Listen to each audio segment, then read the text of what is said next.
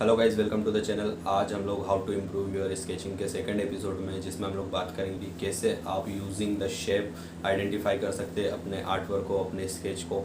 कैसे आप 2 डायमेंशन से 3 डायमेंशन तक की जो प्रोसेस होती है उसको यूज़ कर सकते हैं अपने आर्ट वर्क में, और किस ग्रेड की पेंसिल का आपको कहाँ पे यूज़ करना है, क्योंकि बिगिनर्स इसमें काफ़ी ज़्यादा कंफ्यूज होते हैं। तो इस पर भी हम लोग बात करेंगे। और सबसे इम्पोर्टेंट बात ये है कि जब भी आप किसी चीज़ को ड्रॉ कर रहे हो, जो भी आपका ऑब्जेक्ट है, तो उसको ड्रॉ करते टाइम आपको क्या क्या चीज़ें ध्यान में रखनी है उसको देखते टाइम पे। और जैसे कि आप जब किसी चीज़ को ऑब्ज़र्व कर रहे हो, जो भी आपका ऑब्जेक्ट है, जो भी आपकी ड्राइंग है, आप जो भी आपका लैंडस्केप है या फिर आपका स्टिल लाइफ है, किसी भी चीज़ को जब आप ड्रॉ कर रहे हो तो उसका जो बेसिक छुपा हुआ शेप है, जो बेसिक स्ट्रक्चर वाला शेप है, वो आपको कैसे आइडेंटिफाई करना है और उसमें क्या क्या आपको ध्यान रखना है। जैसे जब भी आप किसी का फेस ड्रॉ कर रहे हो, उसमें जब भी आप नाक ऑब्जर्व कर रहे हो तो उसमें छुपे हुआ शेप को ढूंढना है आपको। जब भी आप किसी की नाक ड्रॉ कर रहे हो तो आपको उसमें छुपा हुआ ट्रायंगल ढूंढना है। जब भी आप किसी की आँख ड्रॉ कर रहे हो तो आपको उसमें छुपी हुई एक सर्कल ढूंढना है आपको, जब भी आप किसी का एक फेस ड्रॉ कर रहे हो। तो ये भी एक आर्टिस्ट का, जब एज एन आर्टिस्ट आप उस चीज़ को ऑब्जर्व कर रहे हो, तो ये आपका एक लर्निंग ऑफ पार्ट है, आपके ऑब्जर्वेशन का एक पार्ट है। तो ये एक आर्टिस्ट की बहुत ज़्यादा तगड़ी होनी चाहिए, मुझे लगता है। तो इसी बारे में हम लोग बात करेंगे। तो आइए चलते हैं, आगे की बात हम लोग अपने ड्राइंग करते करते करेंगे। तो जो भी है हम लोग वहीं पे समझेंगे। तो चलिए शुरू करते हैं। सो गाइस, आज हम लोग हैं एपिसोड 2 में। इसमें हम लोग बात करेंगे कैसे एक स्ट्रक्चर को हम लोग पहचान सकते हैं किसी शेप के ज़रिए। सबसे पहले हम लोग बात करेंगे कि शेप को आइडेंटिफाई कैसे करना है, जिसको शेप को आइडेंटिफाई कैसे करना है, उसके बाद में उसकी प्रोसेस क्या है 2 डायमेंशन से उसे 3 डायमेंशन तक लेके जाने की। तो इसकी जो शुरुआत है वो मैं 2-3 चीज़ों से करूँगा, जिससे आपको शेडिंग का फंडामेंटल समझ में आ जाए कि शेडिंग की क्या प्रोसेस होती है। तो शेडिंग समझना यहाँ पे बहुत ज़्यादा इम्पोर्टेंट है, क्योंकि शेडिंग इम्पोर्टेंट पार्ट प्ले करती है टू डायमेंशन से किसी भी चीज़ को 3 डायमेंशन तक ले जाने के लिए। तो बेसिकली 2-3 टाइप से शेडिंग करने के जो हम लोग यूज़ करते हैं। तो पेंसिल देखिए, मैंने इसमें ग्रिप भी मैटर करती है कि आपने ग्रिप कैसी पकड़ी हुई है। जब भी हम लोग शेडिंग करते हैं तो पेंसिल को जो है हम लोग थोड़ी दूर से पकड़ते हैं। तो यहाँ पे जब हम क्रॉस हेचिंग बेसिकली जब हम लोग करते हैं तो पेंसिल को देखिए मैंने थोड़ी दूर से पकड़ा हुआ है। तो अपन इस तरीके से क्रॉस हेचिंग को लेके चलते हैं, एक के बाद एक पैरेलल में अपन लाइन, जो भी आप जितने भी स्पेस में कर रहे हैं। तो अगर आप पेंसिल को, जैसे आप छोटे स्पेस में कोई क्रॉस हेचिंग कर रहे हैं, तो आप इसे पास भी पकड़ के उस चीज़ को ऐसे कर सकते हैं, तो वो आपके लिए काफ़ी इजी हो जाता है। पिछले एपिसोड में मैंने आपको बताया था कि आप कैसे एल्बो और शोल्डर को ही यूज़ करना है अपने, लेकिन जो शेडिंग जब आप करते हैं, तो जब आप छोटे एरियाज़ में करते हैं तो वो आपको, अगर आप एल्बो की हेल्प लेंगे या शोल्डर की, तो वो आपके लिए थोड़ा सा यहाँ पे आपको प्रॉब्लम आ सकती है। तो यहाँ पे जो है आप थोड़ा फिंगर्स को और अपनी रिस्ट के मूवमेंट से आप इस चीज़ को कवर कर सकते हैं। तो यही चीज़ है। तो जब आप बड़े एरियाज़ में करते हैं तो फिर आप एल्बो की और शोल्डर की हेल्प भी ले सकते हैं। आपकी रिस्ट, यहाँ पे आपका जो शेडिंग में जो थोड़ा यूज़ होता है फिंगर्स का, और आपकी कलाई का यूज़ यहाँ पे होता है। आपकी जो लाइंस होती है वो एकदम, यहाँ पे भी लाइंस की जो मैंने स्ट्रेंथ की बात की थी पिछले एपिसोड में हमने की थी, वो यहाँ पे भी आपकी इम्पोर्टेंस रखती हैं। क्योंकि जो आप क्रॉस हेचिंग जब करते हैं तो आपकी लाइंस जो होती है वो एकदम फर्म होनी चाहिए बिल्कुल। जब भी आप लाइन कर रहे हैं तो एक के बाद एक जो आपकी लाइन है वो फर्म होनी चाहिए बिल्कुल। आपकी एक डर नहीं होनी चाहिए, आपकी एक लाइन में फियर नहीं होनी चाहिए। तो सेमी हुई सी लाइन नहीं आनी चाहिए, क्योंकि वो फिर बिल्कुल सही नहीं लगती है देखने में। आपकी जो लाइन होनी चाहिए एकदम क्विक होनी चाहिए, आपकी फर्म लाइन होनी चाहिए, और एक जो आपकी जो शेडिंग का एक जो फ्लो है वो मेंटेन होना चाहिए आपकी, जब भी आप किसी एरिया में करते हैं। और इसके बाद में फिर आप, जब भी आपको डार्क वैल्यूज़ निकाल के लानी हो किसी शेडिंग के थ्रू, तो उसके बाद में आप इसी के ऊपर एक डिफरेंट एंगल में क्रॉस करते हुए आप उन लाइनों को चलते हैं। तो देखिए कैसे यहाँ पे जब मैं इनको डिफरेंट एंगल में क्रॉस कर रहा हूँ तो एक वैल्यू और डार्क वैल्यू इसमें ऐड होती जा रही है। तो ये आपको करना है। बस आपको ध्यान ये रखना है कि जो भी आप लाइन बना रहे हैं वो आपकी एक तो क्विक होनी चाहिए लाइन, एक तो फर्म लाइन होनी चाहिए बिल्कुल, उसमें सहमी हुई सी लाइन नहीं होनी चाहिए बिल्कुल। जब अगर आप उसका एंगल भी चेंज करते हैं तो भी वो एक लेवल तक ठीक लगेगी। जब आप एकदम फ्लो में लाइन लेते हैं या फिर उसको मैं कहूँ कि एकदम आपकी फॉर्म लाइंस आ रही हैं, तो फिर जब आप उसका एंगल भी चेंज करते हैं तो वो चीज़ उतनी ज़्यादा बेकार नहीं लगती है, उतनी ज़्यादा ख़राब नहीं लगती है, वो ठीक लगती है।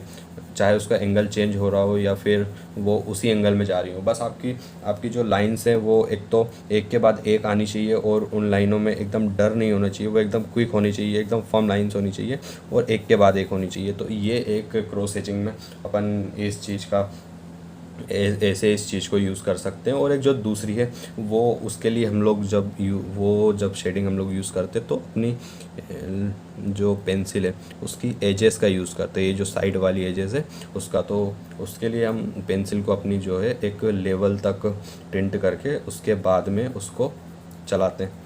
तो ये देखिए मैं किस तरह से चला रहा हूँ। तो यहाँ पे जो ये है इसमें अब एक लेयर ऑप्ट करते हैं। तो ये देखिए पूरा, जब ये वाली जो शेडिंग हम जब करते हैं, जब हम किसी चीज़ को ब्लेंड करना हो, बिल्कुल स्मूथ शेडिंग जब हम किसी चीज़ पे लेके आनी, तो हम ये वाली शेडिंग का यूज़ करते हैं। ये देखिए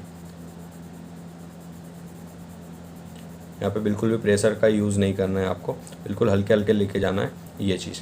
देखिए उसके बाद में आप इसको अपने फिंगर्स का भी यूज़ करके इसको स्मच कर सकते हैं बिल्कुल। तो ये देखिए ये स्मूथ शेडिंग में आप इस चीज़ का यूज़ कर सकते हैं। उसके बाद में आप ये क्रॉस हैचिंग का यूज़ करते हैं जब आपको किसी को क्विक स्केच करना हो या फिर आपको लैंडस्केप वगैरह में यूज़ करना हो, तो आप इससे शेडिंग का यूज़ कर सकते हैं। जब आप पोर्ट्रेट्स वगैरह में करते हैं तो आप ये वाली शेडिंग का यूज़ कर सकते हैं, क्योंकि इसको आप ब्लेंड भी करेंगे तो ये आसानी से ब्लेंड हो जाएगी और इसमें जो आपके स्टोक्स दिखते हैं वो इस क्रॉस हैचिंग के कंपैरिजन में कम दिखते हैं। तो ये दो बेसिक शेडिंग्स है जो आप कर सकते हो।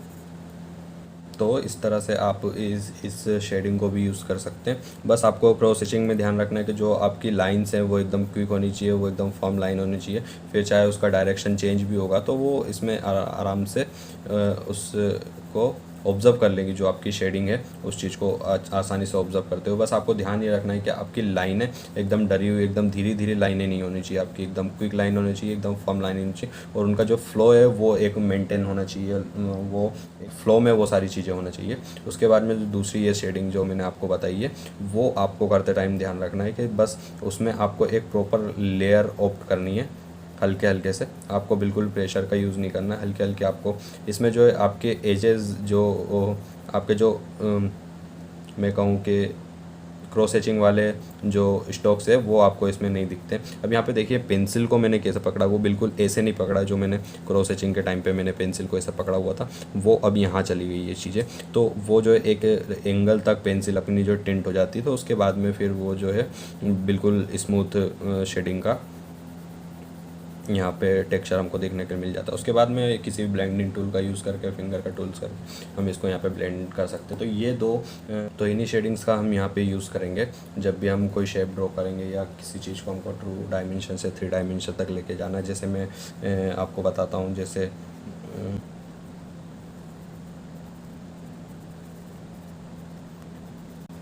ये एक हमारा जो ट्रायंगल है इसको मैं 2 डायमेंशन से अगर हमको 3 डायमेंशन में कन्वर्ट करना हो तो उसके लिए देखिए फिर मैं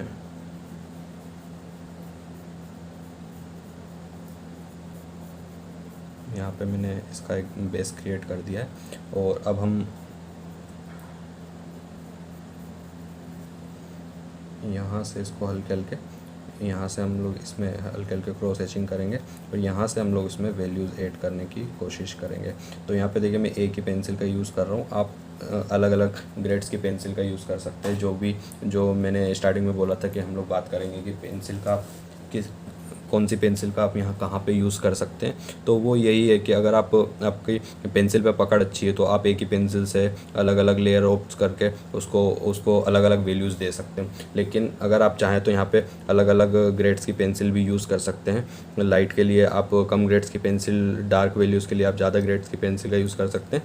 तो यहाँ से लाइट देते हैं इसमें, कि हम लोग मान लेते हैं कि यहाँ से इसमें लाइट आ रही है, जो भी लाइट का सोर्स है वो यहाँ से आ रहा है। तो जो भी इसका ये वाला पार्ट है यहाँ पे इसकी लाइट्स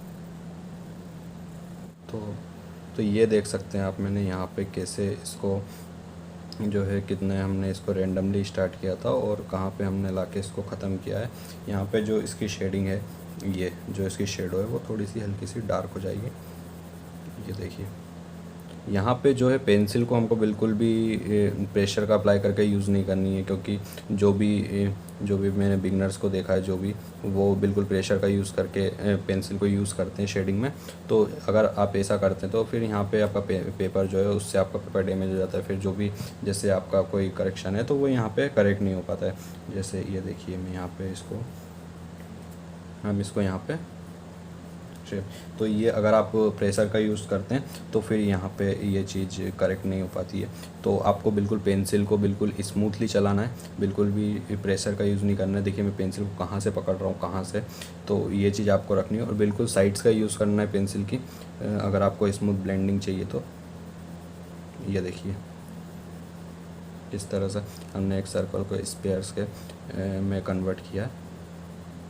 ये देखिए, तो ये कुछ ये बेसिक जो आपकी प्रैक्टिस है ये आप कर सकते हो टू डायमेंशनल से 3 डायमेंशनल में कन्वर्ट करने के लिए। डेली जो भी आपकी रोज़ की प्रैक्टिसेस हैं उसमें आप इसको कर सकते हो। तो इस तरीके से आप प्रैक्टिस कर सकते हैं जब भी आप स्केचिंग की स्टार्टिंग कर रहे हैं, या आप एक बिगिन लेवल में हैं, या आपने स्टार्टिंग कर दी है, जब आप शेडिंग्स को सीख रहे हैं तो इन्हीं छोटी छोटी चीज़ों को आप शेडिंग करके या ड्रॉ करके आप अपनी स्केचिंग को इम्प्रूव कर सकते हैं। और जब भी आप आगे आगे देखेंगे कि जब किसी ऑब्जेक्ट को जब आप ड्रॉ कर रहे हो या फिर किसी फेस को आप ड्रॉ कर रहे हो, तो इन्हीं शेप्स की यही डिफरेंट शेप्स हैं जो जिनके यूज़ से आप उनमें शेप्स ढूंढ के उनको ईज़िली ड्रॉ कर पाएंगे। जैसे जब आप किसी फेस को बाद में ड्रॉ करेंगे, तो जब उसमें आप किसी नोज़ को ड्रॉ करेंगे तो ये आपने एक ट्रायंगल बनाया, और जब भी तो ये देखिए ये भी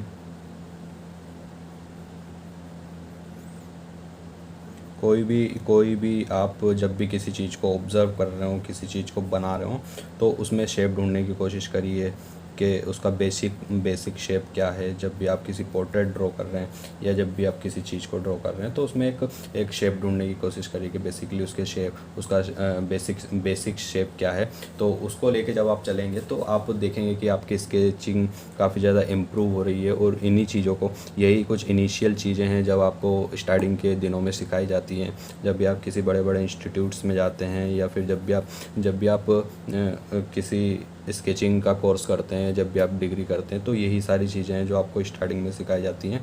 और बस यही है कि आप जब भी किसी चीज़ को ड्रॉ कर रहे हो तो उसमें एक शेप ढूंढने की कोशिश करिए, उसका एक बेसिक स्ट्रक्चर जो है वो शेप के ज़रिए आप निकालिए, उसको ड्रॉ कीजिए। उसके बाद में फिर जब भी आप उसका बेसिक शेप ले आते हैं, उसके बाद में फिर उसको एक स्टेप से 2 डायमेंशन से 3 डायमेंशन तक ले जाने की कोशिश करिए, लाइट्स के टोन्स के ज़रिए, जो मैंने ये चीज़ आपको बताई है इसके ज़रिए। तो इस चीज़ से आप अपने जो भी आप ड्रॉ करेंगे उसको आप 3 डायमेंशन तक लेके जा सकते हैं। तो यही कुछ था, आज मैंने आपको बताया कि क्रॉस हैचिंग आपको कैसे करनी है, आपको एजेस वाली शेडिंग कैसे करनी है, बिल्कुल एकदम स्मूथ करने के लिए आप किसी टूल्स का यूज़ कर सकते हैं, या फिर स्टॉक के लिए आपको ये वाली क्रॉस हैचिंग वाली शेडिंग करनी है। 2 डायमेंशन से 3 डायमेंशन तक हम अपनी चीज़ को कैसे लेके गए, कैसे अपन किसी शेप के अंदर आपको अपना ऑब्जेक्ट ढूंढना है, और इन्हीं सब चीज़ों के बारे में हमने बात की। और आगे हम लोग बात करेंगे कि कैसे हम लोग शेप्स के ज़रिए पोर्ट्रेट ड्रॉ कर सकते हैं। पोर्ट्रेट्स में हम कैसे डिफरेंट शेड को ढूंढ के पोर्ट्रेट्स ड्रॉ कर सकते हैं, उसमें शेडिंग। तो आने वाले एपिसोड में हम पोर्ट्रेट्स के बारे में बात करेंगे। अगर सो गाइस, आई होप आपको जो भी मैंने इस एपिसोड में बताया वो आपको समझ में आया होगा। हम लोग ने बात की कि कैसे 2 डायमेंशन से 3 डायमेंशन तक चीज़ों को लेके जाया जा सकता है, और उसके बाद में हमने क्रॉस एजिंग के बारे में देखा, एजेस के बारे में देखा, लाइटिंग के बारे में देखा, टोन्स के बारे में बात करी। तो जो भी मैंने आपको बताया आई होप आपको बहुत अच्छे से समझ में आया होगा। इसके पहले वाला अगर आपने एपिसोड नहीं देखा है तो उसको भी ज़रूर से जाके देखिए। उसमें मैंने बताया कि कैसे आप अपने शोल्डर और एल्बो की हेल्प से एक अपनी लाइन में स्ट्रेंथ क्लियर कर सकते हैं। और अगले एपिसोड में हम लोग बात करेंगे कि कैसे आप पोर्ट्रेट्स के अंदर शेप को आइडेंटिफाई कर सकते हैं, कैसे शेप्स को ऑब्जर्व करना है। तो वो सारी चीज़ें हम लोग अगले एपिसोड में बात करेंगे। तो मिलता हूँ मैं आपसे जल्दी अगले एपिसोड में। तब तक के लिए thank you so much for watching.